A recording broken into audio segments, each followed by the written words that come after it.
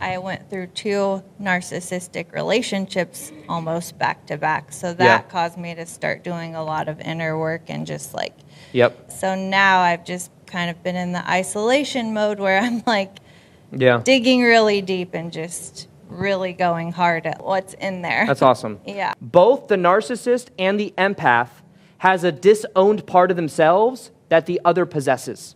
Now, on the narcissist side of it, they have a strong sense of perceived self. It's a false sense of self, but it's a strong sense of it. So when you meet a narcissist, they appear very charismatic and very confident, and they'll say things to you that get you to do what they want you to do, and there's a lot of manipulation that happens, but they carry this characteristic that feels safe to someone that is more of an empath. There's this disowned aspect of self that is still, it's built in toxic shame, by the way, as well.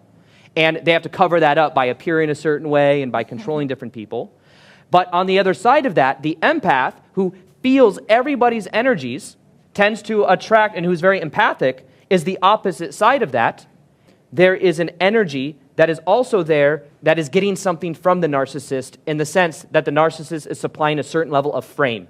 Now, the other side of this to become aware of too, though, with the empath, has to abandon themselves to even be in the relationship. This is the thing that sometimes is hard to be aware of. Because what happens is the empath is giving to then get. It's a subconscious thing they may not even be aware of sometimes. But there is something that you get out of it. Just like in a narcissist-empath relationship, the empath gets this constant game of trying to make the narcissist happy. Yeah. It gets these promises that keep them kind of like a carrot on a stick going in that direction.